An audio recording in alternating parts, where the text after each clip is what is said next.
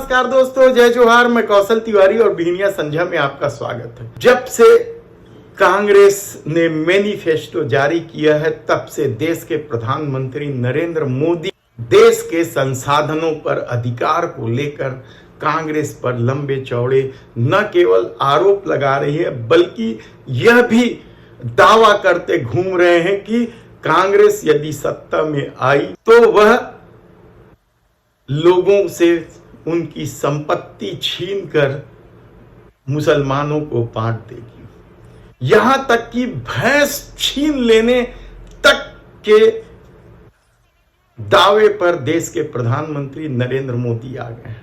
लेकिन सबसे बड़ा सवाल तो यही है कि इस देश के संसाधनों पर अधिकार किसका है। जल जंगल जमीन को लेकर आदिवासी समाज हमेशा ही आंदोलित रहे हैं, तो ग्रामीण क्षेत्रों की संपत्तियों को लेकर ग्राम पंचायत और 6वीं अनुसूची में तो यह लागू भी कर दिया गया कि संसाधनों पर अधिकार गांव का होगा। लेकिन संसाधनों को लेकर आजादी के बाद सवाल पहली बार नहीं उठा। यह सवाल तब बड़ा होने लगा जब देश की प्रधानमंत्री स्वर्गीय इंदिरा गांधी ने ठोस कदम उठाया था, कठोर कदम उठाया था। राजा महाराजाओं के प्रिवी पर्स और उनकी संपत्तियों को लेकर सबसे बड़ा फैसला। उसके बाद जो फैसले हुए थे वे जल जंगल जमीन कोयला खदान और दूसरे खदानों को लेकर सबका सरकारीकरण कर दिया गया था। बैंकों का भी सरकारीकरण कर दिया गया था। यानी सब कुछ सरकार की संपत्ति थी। इस देश के संसाधनों पर सबसे पहला अधिकार सरकार का था। सार्वजनिक क्षेत्र की कंपनियां बनाई गई ताकि लोगों को रोजगार मिल सके, ताकि इस देश में विकास की रफ्तार बढ़ जाए। लेकिन क्या यह लंबे समय तक चला?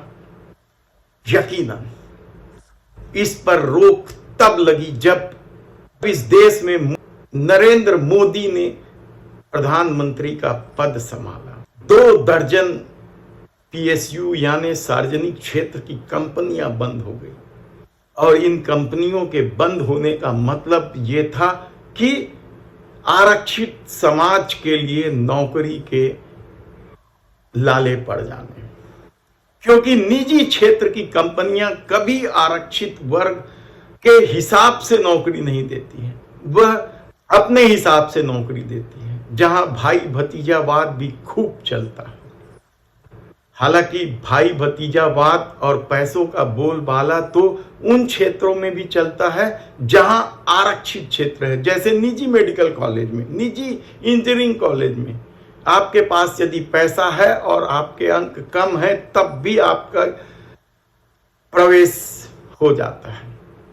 लेकिन सार्वजनिक क्षेत्र की कंपनियां सिर्फ बंद नहीं हुई इस दौर में, बल्कि उन्हें निजी हाथों में सौंपा गया। तो क्या इस देश की संपत्तियों या संसाधनों पर यहां के उद्योगपतियों का अधिकार है? ये सबसे बड़ा सवाल इस मोदी सरकार में उठने लगा है। और यही वजह है कि कांग्रेस ने, राहुल गांधी ने खुलकर कहा है कि देश की 90% से अधिक संपत्ति 2% लोगों के पास है और गरीब वर्गों के पास शेष 10% संपत्ति है। तब ऐसी परिस्थितियों में यदि रईसों के 16 लाख करोड़ रुपए माफ कर देने का आरोप बड़ा होने लगा और राहुल गांधी यदि सर्वे कराकर संपत्तियों के सर्वे कराने की बात कर रही है तो भारतीय जनता पार्टी के लिए क्या यह मुसीबत भरा कदम है? क्योंकि इसी दौर में न केवल सार्वजनिक क्षेत्र की कंपनियों को निजी हाथों में सौंपा गया, अडानी अंबानी का नाम खुलकर कांग्रेस और राहुल गांधी ले रहे हैं, बल्कि इसी दौर में भारतीय जनता पार्टी के 300 से अधिक भव्य कार्यालय भी बन गए।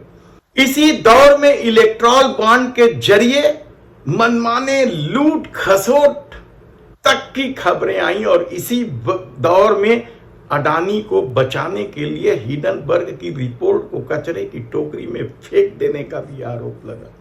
इसी दौर में उद्योगपतियों को रेलवे स्टेशन, एयरपोर्ट, बंदरगाह, सड़क सब कुछ सौंप देने का आरोप मोदी सरकार पर है, तो खदान भी नहीं बचा है।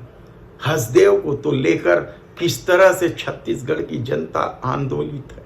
मध्य भारत का फेफड़ा कहलाने वाले हसदेव को किस तरीके से काटा गया यह किसी से छिपा नहीं है। तब ऐसी परिस्थिति में क्या संसाधनों पर अधिकार केवल उद्योगपतियों का है?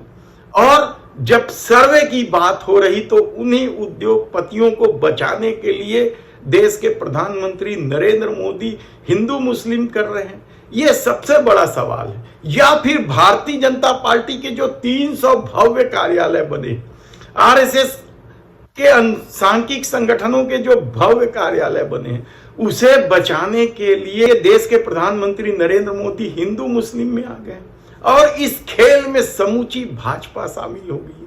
सवाल इसलिए महत्वपूर्ण है क्योंकि पिछले 10 सालों में यदि लोगों की तकलीफों पर बात करें तो सरकार को बुरा लगता है।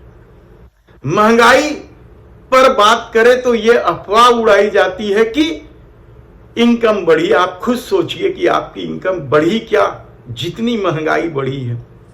400 रुपए की रसोई गैस का सिलेंडर यदि 1000-1200 हो जाता है, 50-60 रुपए के तेल दाल जैसी वस्तुएं यदि 150-200 रुपए हो जाती है, इतनी क्या आपकी आमदनी बढ़ी है?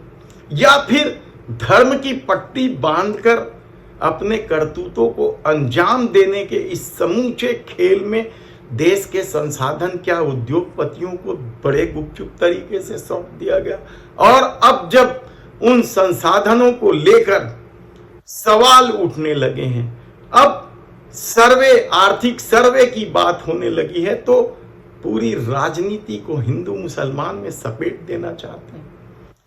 400 पार का नारा मोदी सरकार भूल गई, क्योंकि जैसे ही उन्होंने 400 पार का नारा लगा था, लोगों के दिलो दिमाग में आरक्षण खत्म करने का खौफ पैदा होने लगा था। इसलिए देश के प्रधानमंत्री अब इस मामले को लेकर दावा कर रहे हैं कि उनके रहते आरक्षण कोई खत्म नहीं कर सकता। तो दूसरी तरफ संपत्तियों को लेकर मुसलमानों को सौंप देने का आरोप जो लगाया जा रहा है, क्या इसकी बड़ी वजह निजी सेक्टरों को इस देश के संसाधन सौंप देने का खेल है? धन्यवाद।